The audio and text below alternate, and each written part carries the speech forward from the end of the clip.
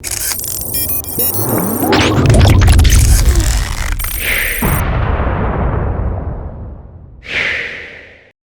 guys, welcome to Gist Media TV. If you're watching this channel for the first time, kindly click the subscribe button to subscribe and also click the notification bell to get notified anytime we drop a new video.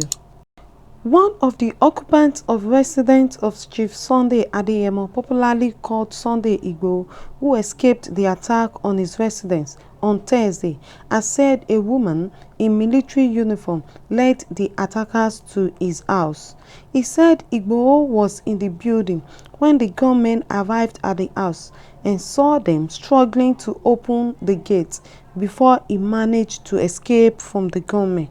We had earlier reports that at least 2 people were reportedly killed during the attack. Speaking about the incident, the source, who was visibly angry, said Igboho was betrayed by some Yoruba people benefiting from the massive corruption going on in Nigeria today.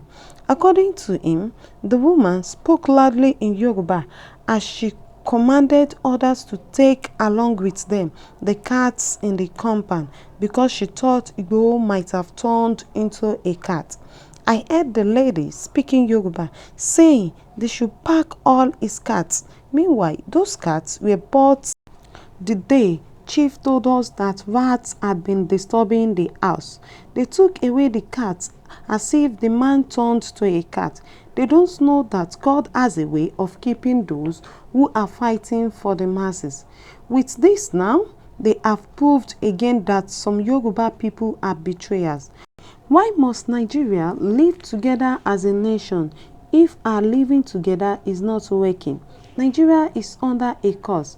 It can't work and we must decide on the next thing to do.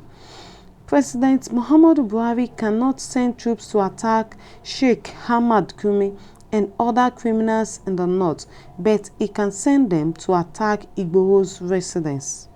The eyewitness concluded. Orúkọ mi ni Jẹ̀lẹ́lì Abdulkaweli Abídèmí. Mo jẹ́ ọmọ bíbí ìlú Ọ̀yọ́.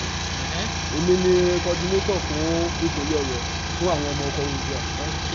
Ní àti ìgbà tí a ti gbọ́ pé tí wọ́n ti di tí Lédìké tó ti bẹ̀rẹ̀ live video ní Facebook. Èmi wọ́n ti pè wá. Èmi náà ò tẹ àsùnwárọ̀ ọ̀tọ̀ lọ because àwa ní meeting tá a fẹ́ ṣe ní èmi. Èmi àti ọ̀gá mi yí láti Ìbàràpá. Láti Ìbàràpá ni àwọn ti wá, wọ́n wá bá mi lé lánàá. A sáré lọ pé bò láti fẹ́ débẹ̀, kò sí báìkì lọ́wọ́ wa, kò sí máńsìn ní instrumenti tó nìkan. Gbọ́n mo kàn pé ó yá, ẹ jẹ́ ká máa fẹsẹ̀ rìn lọ. Ìta Ọlọ́run bá sọ pé a máa rí ọ̀kadà ní ọ̀nà. Wọ́n bá máa rọ́kadà tó lù wá dé síta. Ẹ rà sá o. Wọ́n ti kúrò ńbẹ̀. Wọ́n ti kọ́ ìṣẹ̀lẹ̀, wọ́n ti lọ tipẹ́ díẹ̀, ó ṣe díẹ̀. Kò sí máńsìn kankan tó láti fẹ́ dé. Mo ní láti pe gbogbo àwọn tí mo ní ẹ̀bà wọn lọ́wọ́ nínú àwọn tí mo coordinate pé ó yá ẹja lọ́dọ̀ lẹ́nu ní máńsìn bá ti kélẹ̀ sí mi. Ìgbà tá a dé Bódìjà, tá a rìn dé Bódìjà tá a kọjú ojú irin la tó rí ọ̀kadà tó gbé wa, tó gbé wa dé Sókà. Láti gbà bá ìṣọ̀kalẹ̀ báyìí, a rìn wá, a ti wù àwọn lé, a ti débi chọ́ọ̀chì kan bẹ̀ yẹn kí wọ́n tó fẹsẹ̀ lé wa pé ibo là ń lọ pé a sá sọ pé ọlọ́dẹ ni wá. Ikú òkè mẹ́rin láti ń ṣiṣẹ́ pa afẹ́ yàgbẹ́ lójú ìlú tó ń bẹ́ẹ̀ yẹn. Dání ká padà ń gba àwọn fọwọ́ mo dá bẹ́ẹ̀rẹ̀ ID card mo fa ID card yẹn wọ́n kankan nígbà tí wọ́n dá wa lẹ̀ ká ń lọ a lọ dúró sí ìgbà pàálù fún àwọn èèyàn mi ní kọmíṣọ̀ pé báyìí báyìí ló ṣe ń lọ bájú tá a dúró síbẹ̀ wọn ló fi pọ̀ sí wa lẹ́yọ kọ̀ọ̀kan tá a fi bẹ́ẹ̀ débi bíìjì tó lọ sọ́nà ìjẹ̀bú àti wọ́n ti hangara àti káàkiri bá mọ́tò wọn ṣe ń pàtó àwọn private car mẹ́ta ni wọ́n wà níwájú ilé epo àti ìyàwó ní bíbá yìí. Ẹ̀yin èèyàn wa níwájú Ọlọ́run àtèèyàn tí n bá parọ́ k'Ọlọ́run fìyà jẹ mí tí bá àwọn bàbá yìí sọ̀rọ̀ á ṣẹ̀ṣẹ̀ rí wọn nísìnyí oògùn náà gbé sẹ́nu yìí àwọn private car mẹ́ta ẹni sùúrù mo ní pé mo sọ fún yín nínú broadcast mo ní àwọn private car mẹ́ta kan wà ní oríta Sókà àwọn sójà kan sì wà lẹ́gbẹ̀ẹ́ wọn tí wọ́n lo element sójà pẹ̀lú ṣẹ́gbọ́n náà làwọn náà ń testify sí. àwọn kan bẹ́ẹ̀ ni wọ́n ti wọ̀ wọ́ sọ́ra tí wọ́n yẹ pé bóyá intelligent làwọn. ṣẹ́gbọ́n mo sọ fún yín pé àwọn kan wà tí wọ́n wọ something like raincoat black báyìí tó cover tí wọ́n wọ tí ò jọ kínní. ẹ̀yin ọmọ ìyá mi ṣe rí ìjà yìí agbọ́dọ̀ ọ̀jà alájà lè ní o no matter bó ṣe rí bó ṣe yé agbọ́dọ̀ gbọ́ Odùduwà nation ìyà tí wọ́n fi ń jẹ wá ti tó jẹ́ imagine àwa tá à ń gbé tá àgbébọn àti gbá à ń ṣe rálì lásán wọ́n fẹ́ wá pa wá.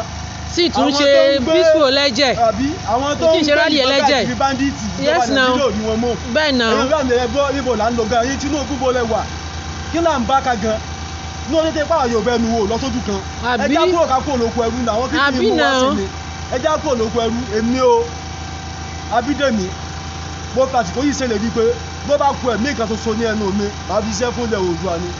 ẹ ṣe gan àti àwọn ẹni tán tó ti ọjà jáde náà lélẹ̀ ẹ̀yin náà introduce ara yín. orúkọ tèmi ni Olóyèdè Rokim láti Ìbàràpá North local government mo ti wá. so ó ṣe mí láàánú púpọ̀ pẹ̀lú nǹkan tó ṣẹlẹ̀ lénìí pé wọ́n tún wá ká bàbá wa Chief Sunday Igboho wọ́n tún wá ká wọn mọ́lé battalions of soldiers ni wọ́n wá.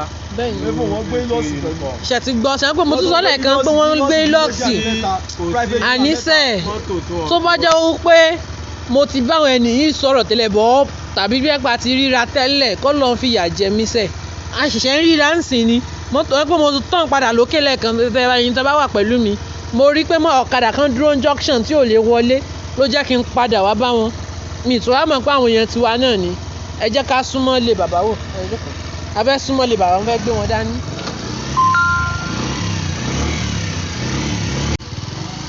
Imagine nínú tó lọ́ba tó ní jẹ́yìn.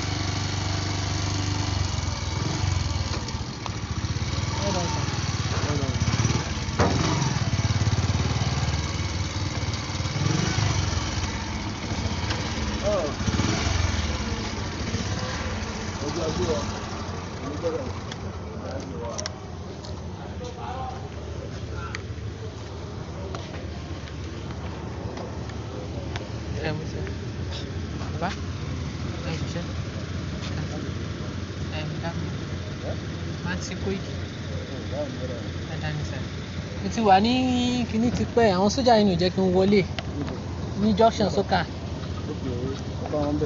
mo bá wọn bẹ̀ mo ti go live fún gbogbo àyẹn gan tí mo ń capture wọn tó yẹ pé wọ́n lé mi lọ sọ́nà sókà àwọn private car wà níbẹ̀ yẹn wọ́n gbé àwọn Hilux wọ inú àdúgbò private car wà níwájú sókà èmi náà tí wọ́n ṣe ìgbà tó máa rà àwọn bàbá yìí sìn àwọn náà tí wọ́n ní pé àwọn sójà yẹn ló dá wọn padà. sẹ́yìn náà rí Koiki Media bring the work closer to your doorstep àti wàá lè bàbá ẹ wo mọ́tò ṣe rí mọ́tò.